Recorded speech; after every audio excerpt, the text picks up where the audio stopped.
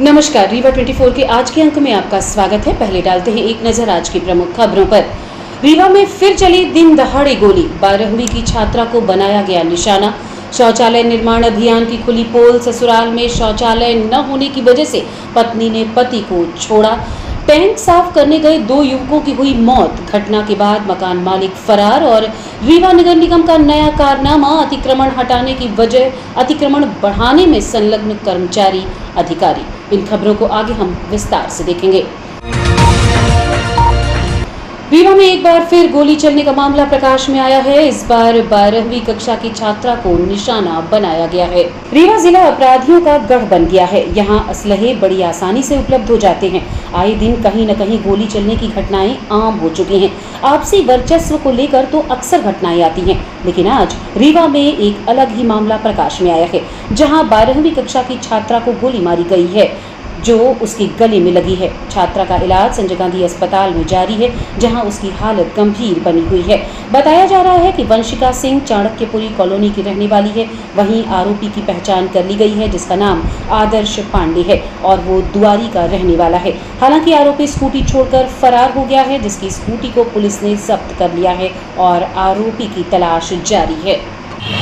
ये चाणक्यपुरी कॉलोनी में एक फैमिली रहती है, उसमें जो है ये गोली चलने की घटना सामने आई है।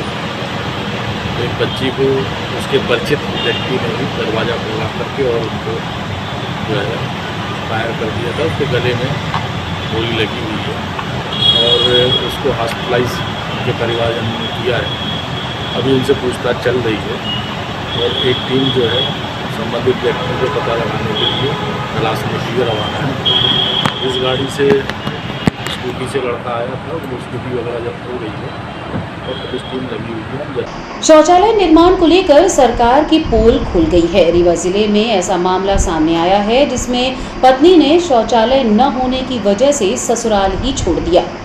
यूं तो सरकार शौचालय को लेकर बड़े बड़े दावे करती है कि स्वच्छता अभियान के तहत शौचालय दिया। आज हर घर में स्वच्छता अभियान के तहत लोग अपने शौचालय में जा रहे हैं, ऐसा सरकार दावा करती है, लेकिन हकीकत तो कुछ और ही है। आपको टॉयलेट एक प्रेम कथा फिल्म याद ही होगी, जिसमें हीरोइन ने अपने पति का घर सिर्फ इसलिए छोड़ दिया क्योंकि ससुराल में शौचालय नहीं था।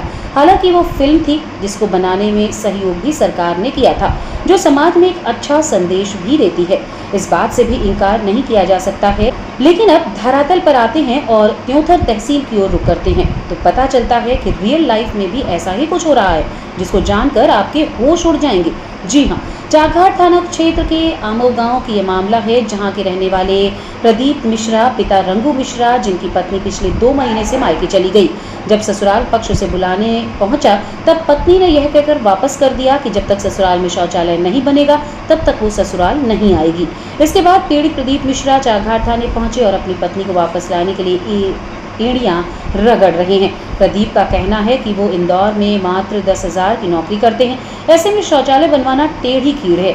उन्होंने शासन प्रशासन से शौचालय बनवाने की गुहार लगाई। अब देखना ये है कि पूरे प्रदेश में क्लीन स्वीप करने वाली सरकार प्रदीप की क्या मदद कर पाती है। कमाता हूँ। अब मेरी पत्नी 2 महीना हो गया यहाँ से चली गई, बोल रही शौचालय बनवाओ, नहीं तो मैं यहाँ पे नहीं आऊंगी। अब मैं गवर्नमेंट से भी बोल रहा हूँ मेरी कार्रवाई की जाए। मैं थाना प्रभारी साहब से भी बोलता हूँ, मैं आवेदन लेके आया हूँ कि मेरे साथ कार्रवाई किया जाए। अगर अब मेरे कोई सुनवाई नहीं हो रही है। पत्नी कहाँ गई है? मैके चली गई है। जब आप फोन लगाते हैं तो क्या पत्नी बोलती है मेरे को बाथरूम बनवाओ। समान थाना के बाणसागर कॉलोनी में टैंक साफ करने गए 2 युवकों की मौत हो गई। घटना के बाद मकान मालिक फरार हो गए हैं। रीवा के समान थाना क्षेत्र में टैंक की सफाई करते 2 युवकों की घटनास्थल पर मौत हो गई। जानकारी मिलने के बाद पुलिस मौके पर पहुंची, जहां से दोनों ही युवकों के शव को रीवा के संजय गांधी अस्पताल लाया गया है। घटना की जानकारी परिजनों को अस्पताल के माध्यम से मिली थी, लेकिन जब परिजन मौके पर पहुंचे तो मकान में ताला लगा हुआ था और सभी लोग गायब हो चुके थे। परिजनों के द्वारा दोनों ही मृतकों की पहचान वीरेंद्र चौरसिया निवासी तरहटी और राजकुमार नाहर निवासी चुरहटा के रूप में की गई है। इस पूरी घटना को लेकर आक्रोशित परिजनों में आरोप लगाया है कि अवैध रूप से टैंक की सफाई कराई जा रही थी और जब घटना हो गई तो दोनों ही युवकों को छोड़कर मकान मालिक फरार हो गया। घटना 1 से 2 बजे के बीच हुई है, जिसकी जानकारी मकान मालिक के द्वारा उन्हें दी गई। जब जानकारी परिजनों को हुई तो वो मौके पर पहुंचे, लेकिन तब तक मकान मालिक फरार हो चुका था। अब इस पूरी घटना को लेकर मृतक के परिजन कार्यवाही की मांग कर रहे हैं। बताया जा रहा है कि जिस मकान में दोनों मृतक सफाई करने के लिए गए थे वो बाणसागर निवासी किसी जाबिर मंसूरी का है, जो अभी भी परिजनों के संपर्क में नहीं आया है।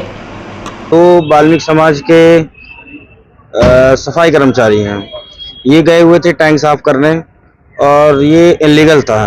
कोई ना नगर निगम से इसकी पर्ची कटी हुई थी, ये प्राइवेट काम करने गए थे और इस पे दो व्यक्ति थे, एक था वीरेंद्र चौरिया और एक का तो नाम राजकुमार, पूरा नाम राजकुमार नाहर। ये टैंक साफ कर रहे थे। टैंक साफ करते करते एक आदमी उस पर गिरा, दूसरा आदमी उसको बचाने के लिए गया तो दोनों उस पर गिर के दोनों की ही मौत हो गई है। ये जानकारी कब मिली आपको? ये जानकारी यही हॉस्पिटल से मिली है। कितने बजे आपको जानकारी दी गई? हाँ जी, जानकारी कितने बजे दी गई आपको? जानकारी 2 बजे दी गई है दोपहर। जी। तो इसके लिए आपने वहाँ गए होंगे, घटना स्थल पर गए थे क्या आप? यही हॉस्पिटल से ही मालूम चला, यही हॉस्पिटल आए हुए थे। फिर उसके बाद हम लोग गए हैं, पुलिस को इन्फॉर्म किया है, फिर गए वहाँ पे स्पॉट पे देखा, उनकी गाड़ी, उनके कपड़े और भी जो सामान लगता है टैंक साफ करने के लिए वो सब वहाँ पे पड़ा हुआ था। जब जाके देखे तो वहाँ पे पूरा सब कुछ ढक दिया गया था, सीढ़ी वीढ़ी जो सामान इस्तेमाल होता है, और वहाँ पे मिला कोई भी नहीं था। जहाँ काम करने गए थे कोई जानकारी नहीं दी है। तो वहाँ पे पहुँचने के बाद ये बता रहे थे कि कोई है ही नहीं घर पे। घर किसके यहाँ गए थे? आजिब खान थे कोई, कहाँ पे? बाणसागर। 2 लोगों के डूबने की जानकारी आई है, क्या कुछ? अभी सूचना प्राप्त हुई है SGMS से कि बाणसागर कॉलोनी में कहीं सेप्टिक टैंक साफ करने के दौरान एक व्यक्ति की डूबने से मृत्यु हो गई है। उसको बचाने के चक्कर में दूसरा व्यक्ति भी गया अंदर, वो भी घायल हो गया था। घायल अवस्था में उनको इलाज के लिए लाया गया था। दोनों ही व्यक्तियों की मृत्यु हो गई है। इस संबंध में अभी विस्तृत जानकारी रीवा नगर निगम के मठाधीशों का एक और कारनामा सामने आया है, जहां अतिक्रमण हटाने के नाम पर अतिक्रमण किया जा रहा है, जिसके लिए रिश्तेदारों को इसका लाभ दिया जा रहा है और सरकारी खजाना अधिकारियों की मिलीभगत से लूटा जा रहा है। दरअसल रीवा के विवेकानंद पार्क से मुफ्त की लाइट देकर अपने रिश्तेदारों की अवैध दुकानें सजाई जा रही हैं। जब इस बात का खुलासा हुआ तो सारे अधिकारी दुकानदारों को बचाने में लग गए। जब मीडिया कर्मियों ने बात करने का प्रयास किया तो अधिकारियों का फोन नहीं उठा, लेकिन गरीब चौकीदार के पास निरंतर फोन आने लगे और मामले को दबाने के लिए सभी अधिकारी जद्दोजहद में लग गए। हाल ही में TRS चौराहे से सिरमौर चौराहे तक अतिक्रमण हटाने की नौटंकी शुरू की गई थी। हालांकि बीच में इसे रोक दिया गया और जब मुफ्त की लाइट का खुलासा हुआ तो पता चला कि रीवा नगर निगम में पदस्थ सहायक आयुक्त रूपाली द्विवेदी के रिश्तेदार मुफ्त की बिजली की रेवड़ी बांट रहे हैं। ऐसे में नहीं कहता वहां का चौकीदार कह रहा। संबंध में जब जोन प्रभारी HK त्रिपाठी से संपर्क किया गया तो उन्होंने फोन नहीं उठाया। हालांकि तुरंत ही चौकीदार के पास फोन आया और मैनेजमेंट की बात शुरू हो गई। हालांकि ये सब मीडिया के कैमरे में रिकॉर्ड हो गया। अब तो आप समझ ही गए होंगे कि रीवा शहरी क्षेत्र जो अतिक्रमण की चपेट में है उस पर कौन मेहरबान है। हालांकि समय समय पर नौटंकी शुरू होती है, प्रशासनिक अधिकारी, यातायात पुलिस और नगर निगम का दल तैयार होता है और गरीब ठेला वालों पर लाठियां भांजी जाती हैं। मटका लूट का केस आपने सुना ही होगा। शोर मचाने के बाद आधी रात को नगर निगम के वही अधिकारी मटका वापस करने पहुंचे थे। हालांकि बिजली चोरी का खुलासा होने के बाद अब अधिकारी भागते नजर आ रहे हैं। इस पूरे मामले को लेकर आयुक्त नगर निगम ने जांच करके कार्यवाही करने की बात कही है, लेकिन लगता यही है कि बिजली अधिकारियों पर नहीं, उनके रिश्तेदारों पर, बल्कि चौकीदार पर ही गिरेगी, क्योंकि यही रीवा की परंपरा है। ये अभी संज्ञान में आया है, इसको हम जांच करवाएंगे और जांच में यदि ये पाया जाता है कि ऐसा है तो उस पे उसके विरुद्ध कार्रवाई की जाएगी। वहाँ कोई उपायुक्त थे कि रूपाली द्विवेदी जी के, वो लाइट लेके सबको दे रहे हैं और माली का कहना है कि जब हम मना करते हैं, जब जोन प्रभारी कोई बताया गया तब उनके द्वारा जबरदस्ती की जाती है। और हमारे सामने HK त्रिपाठी जी का फोन भी आया जी। HK त्रिपाठी जी ने ये कहा कि जल्दी से लाइट हटा लो और उनको किनारे करो। कहाँ की दुकानों की बात कर रहे हैं? विवेकानंद पार्क से जो लगी हुई है, जो कॉलेज उसका अतिक्रमण भी हटाया। ठीक है, उसका हम दिखवा लेते हैं। तो क्योंकि हमने अवैध कनेक्शनों के लिए तो बताया हुआ है और इसमें जो संज्ञान में आया है उसमें अतिक्रमण की कार्रवाई अभी भी चल रही है, उसको पूरी तरह से निकाल दिया जाएगा। दुकानें रखी हुई है, क्यों नहीं हटाई जा रही है? हटाए जाने की प्रक्रिया है। गर्मी को देखते हुए अभी हम रुके हुए थे, क्योंकि गर्मी काफी भीषण चल रही थी। उसके ऊपर नियमानुसार कार्रवाई की जा रही है। क्या ये माना जाए कि आपके लोग यहाँ के मिले हुए हैं? नहीं, ये नहीं माना जाना चाहिए। रिगार्डिंग है अपने पास ये जो है हमारा राम नरेश तिवारी। क्या चौकीदार है? हाँ, चौकीदार है। तो अभी यहाँ ये जो बाहर लाइट दी है तो कौन बोला है आपको लाइट देने का? कहाँ लाइट दी? यहाँ जो बाहर नहीं दादा, हम कहीं नहीं दिए हैं आइए लाइट। हम दिखाते हैं आपको। देख लीजिए। कनेक्शन कैसे दिए हुए हैं यहाँ पे जो नहीं दादा, हम वो लोग दादा रात के अपने से फांस लेते हैं, हम लोग नहीं देते हैं ऊपर कनेक्शन। आधे में मिट्टी से भी नहीं हम लोगों को पता नहीं, चौकीदारी क्यों करते हैं आप? भैया, हम चौकीदारी दिन तोड़ते उनको शुक्ला हमको पकड़िए जाया, कौन सुन रहा है? वो जो लाइट फांसे हैं। हम काहे कौन है? दुकान वाले का बोलिए, हम क्यों बोले? आपको चौकीदारी मिलती है? हमको चौकीदारी मिली है तो हम अपना विधवा देखे कि हम लाइट काटे। मतलब यहाँ पे लाइट कोई भी जला सकता है? लाइट तो सभी जलाते हैं। सेट की गई हुई है, इसको मिट्टी से ढाका गया है। ऐसा चोरी चुके 1 घंटा 3 घंटा का टाइम लेकर आराम से किया है। क्या है यह बताइए कि जब हम 10 बजे आएंगे, 4 बजे चले जाएंगे, तो हम तो रात में नहीं देखेंगे सर। रात में कौन रहता है? रात में कोई नहीं रहता है ये पार्क में। बेटा अभी तो दिन में भी लगी है, तो ये क्यों लगी है? आप क्या देख रहे हैं सर? अब तब हम क्या करें सर? जीव मरवाएं, आप ही बताइए, हम जीव मरवाएं? इनकी दुकानदारन का नहीं मस्कीता है, हमका गरीब आदमी का अपना बोल रहे नहीं, दुकानदारन का मस्की है। आपको पता था कि लाइट लगाए हुए? हमको कोई पता नहीं है दादा, इन कब लगाते हैं, कब नहीं लगाते, कितनी समय लगाते हैं, कितनी समय नहीं लगाते। मऊगंज जिले में नहाते वक्त 17 वर्षीय किशोर की डैम में डूबने की खबर सामने आई है। गर्मी के मौसम के चलते महीने भर के भीतर लगभग दर्जनों ऐसी घटनाएं सामने आई हैं जिसमें युवक नहाने के लिए तो गए लेकिन लौटकर घर वापस नहीं आए। ताज़ा घटना मऊगंज जिले के सामने आई है, जहां अटारी डैम में नहाते समय एक 17 वर्षीय किशोर की डूबने से मौत हो गई। मऊगंज कंट्रोल रूम से सूचना मिलने पर एसडीआरएफ की टीम सुबह सुबह पहुंची और सर्च करना शुरू किया। करीब 3 घंटे बाद युवक के शव को बरामद कर लिया गया और मऊगंज पुलिस के सुपुर्द कर दिया, जिसकी पहचान विनय साकेत पिता उमेश साकेत उम्र 17 साल निवासी गुरेटा थाना मऊगंज के रूप में हुई है। रीवा के कबाड़ी मोहल्ले में साफ सफाई अभियान के तहत काफी तोड़फोड़ का मामला प्रकाश में आया है। नगर निगम की टीम आज कबाड़ी टोला पहुंची, जहां सफाई अभियान चलाया जा रहा था, लेकिन कचरा साफ करने की बजाय लोगों की जरूरत का सामान ही नगर निगम टीम ने साफ कर दिया।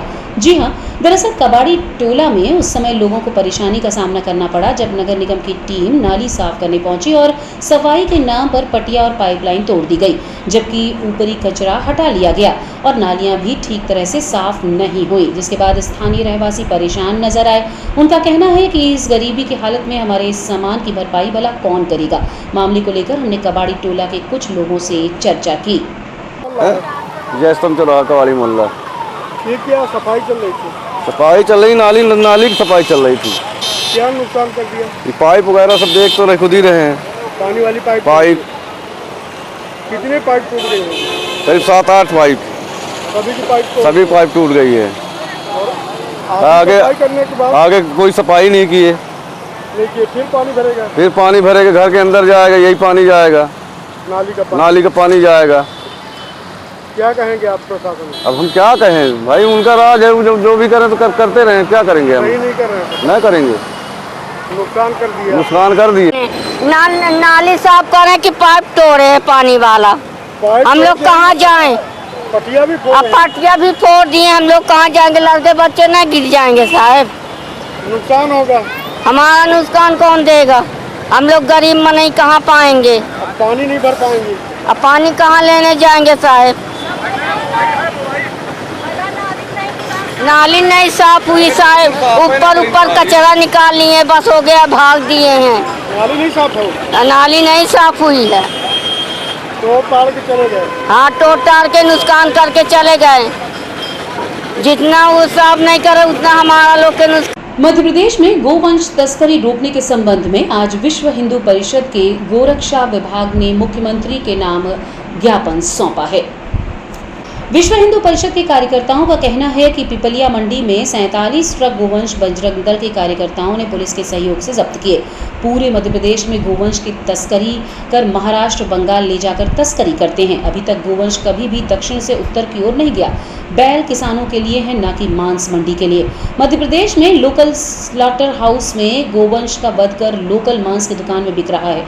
मध्य प्रदेश में 350 के लगभग पशु मेला एवं हाट बाजार के माध्यम से ये सब तस्करी होती है। ऐसे बाजार एवं मेलों पर प्रतिबंध लगाया जाए और मध्य प्रदेश गोवंश प्रतिरोध अधिनियम के तहत कार्यवाही की जाए। आपको बता दें कि पूरे प्रदेश भर में शहर व गांवों में आवारा पशु घूमते रहते हैं और लोगों को घायल करते रहते हैं। वहीं इन जानवरों को कोई पानी तक नहीं पूछता है। गांव में आवारा पशु किसानों की मेहनत पर पानी फेर देते हैं और पूरी फसल नष्ट कर देते हैं। आज कोई भी गाय बांधने को तैयार नहीं, दूध सबको चाहिए। इन पशुओं की ही मदद पर सरकार को ध्यान देना चाहिए। गाय के नाम पर राजनीति सदियों से चलती आ रही है और आगे भी चलती रहेगी। बहरहाल आइए सुनते हैं विश्व हिंदू परिषद के गोरक्षा विभाग के कार्यकर्ताओं का इस संबंध में क्या कहना है। गवाम अंगेषु तिष्ठन्ति भुवनानि चतुर्दशा। गाय के अंग में 33 करोड़ देवी देवता निवास करते हैं। आज गायों के बड़ा अपमान हो रहा है, गाय काटी जा रही है। जब गाय दुखी होगी तो देश को सुख शांति नहीं मिल सकती। गाय से ही पूरे विश्व की उत्पत्ति हुई। सूर्य की रश्मियों से गाय की उत्पत्ति हुई और गाय जो है चारों वेद और गायत्री विश्व उसी से सुरक्षित है। गाय यदि सुरक्षित नहीं रहेंगी तो देश और कोई भी जीव सुख और शांति को नहीं प्राप्त कर सकता। आज आप यहाँ ज्ञापन देने आए हैं, क्या मांगे आप? मांगे यही है कि गायों की रक्षा हो। गायों के लिए जो शासन से अनुदान आता है वो गायों तक पहुंचे। उसको चोर बदमाश खा जाते हैं। गाय रोड में गौशाला खुलती है, उनके लिए भूसा चारा तक की व्यवस्था नहीं होती, पानी की व्यवस्था नहीं होती, छाया की व्यवस्था नहीं होती है। और इस देश कृषि प्रधान है। गाय बैल धर्म के प्रतीक हैं और जब धर्म ही असुरक्षित हो जाएगा, धर्मो योन हते हंति धर्मो रक्षति रक्षिता। जो धर्म की रक्षा करता है उसकी रक्षा स्वयं धर्म करता है। आज धर्म खतरे में क्यों है? जब हम मार्ग से भटक रहे हैं, गाय माता दुखी हैं। सैकड़ों गौशालाएं बनाई गई लेकिन उन्हें दाना पानी नहीं मिल रहा है। ऐसा इसीलिए कि उचित व्यक्ति को वहां सुरक्षा व्यवस्था के लिए उनको नियुक्त नहीं किया जा रहा है। चोर बदमाशों को रखते हैं, वो सारा धन खा जाती है। उनको न देश की पीड़ा है, न गाय की पीड़ा है, न माँ की पीड़ा है। ऐसे बदमाश जहां रहेंगे, जो सड़कों पर गाय छोड़ के और एरा गाय हो जाती है, उनको छोड़ देते मालिक, उनके खिलाफ क्या कहेंगे आप? छोड़ क्यों देते हैं? ये तो आप बताएंगे क्यों? दूध न होने पे नहीं भाई, दूध है, दे चाहे ना दे, उनका उतना सम्मान करना चाहिए। उनके खिलाफ क्या कार्रवाई करेंगे आप लोग? क्या आंदोलन? उनके खिलाफ भी वही कार्रवाई होनी चाहिए जो गाय काटने वालों के खिलाफ होती। रोज एक्सीडेंट में सैकड़ों गाय मारी जाती है, इसके लिए मतलब रोकथाम के लिए क्या प्रशासन मांग करेगा? शासकीय मार्तंड क्रमांक 3 विद्यालय में आज 10वीं की पूरक परीक्षाएं संपन्न हुई। 12वीं की पूरक परीक्षाएं पूर्व में ही संपन्न कर ली गई थीं। उसके पहले रुक जाना नहीं अभियान के तहत 10वीं और 12वीं की परीक्षाएं संपन्न हुई थी।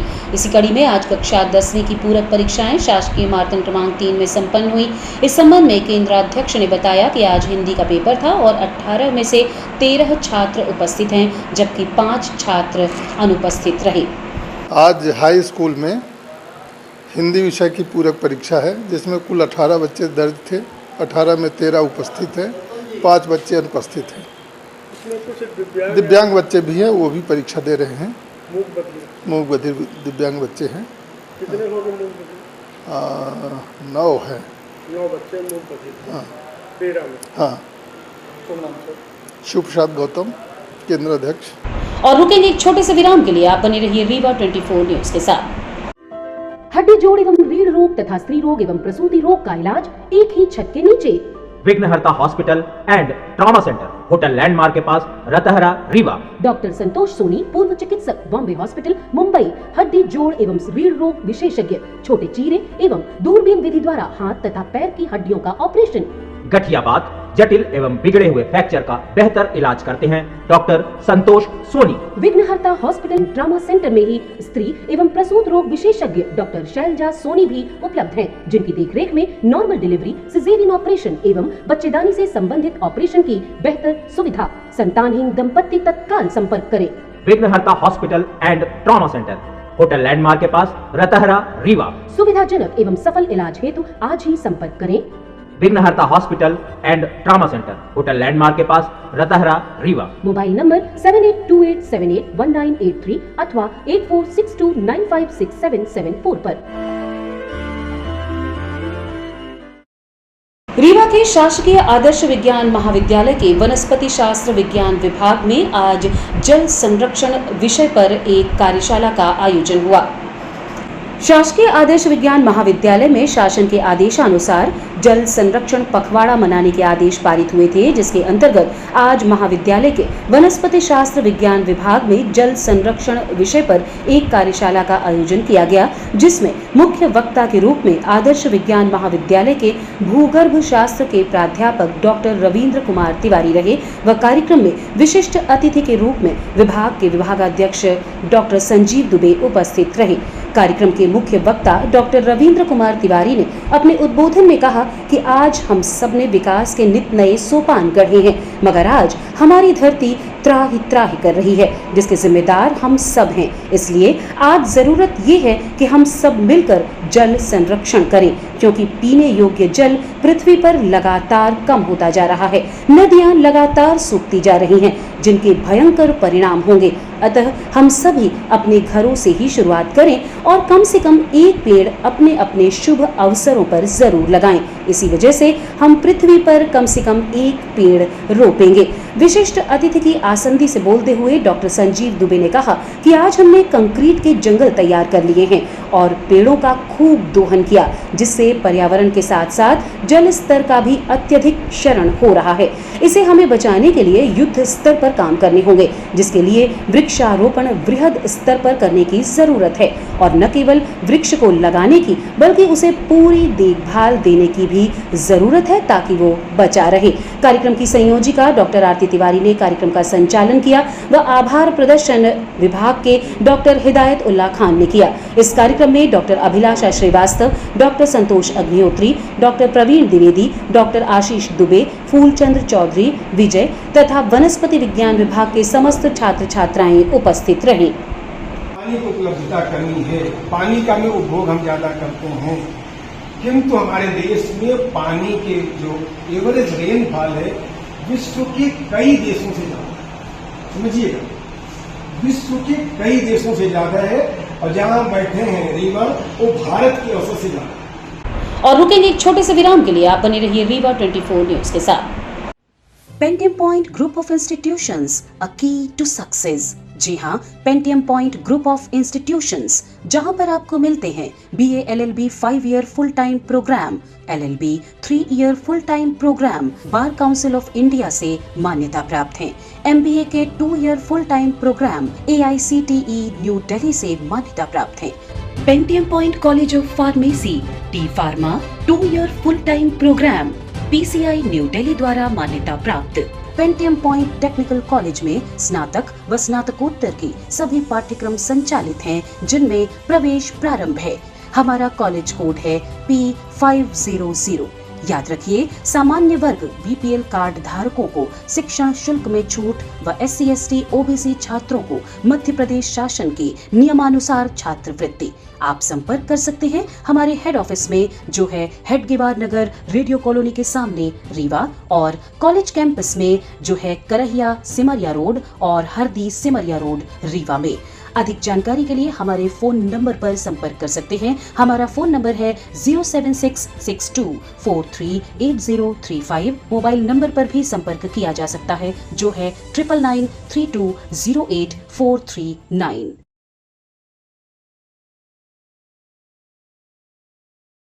शराब बेचने से मना करने पर ठेकेदार के गुर्गों द्वारा मारपीट की गई, जिनके साथ आबकारी पुलिस भी शामिल रही। घायल दिनेश सिंह ने बताया कि उनके भाई जितेंद्र सिंह को और उनके आबकारी पुलिस की उपस्थिति में ठेकेदार अनिल जायसवाल के गुर्गों ने जमकर मारपीट की है।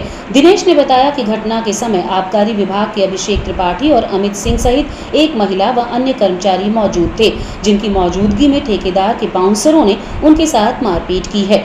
उनका कहना था कि हमारी शराब भेजो, और जब मन कर दिया तो लाठी डंडे और रॉड से हमला कर दिए। इसके बाद इलाज के लिए संजय गांधी अस्पताल में भर्ती करवाया गया। मारपीट करने वालों में से कुछ आरोपियों के नाम भी पीड़ित ने बताए हैं।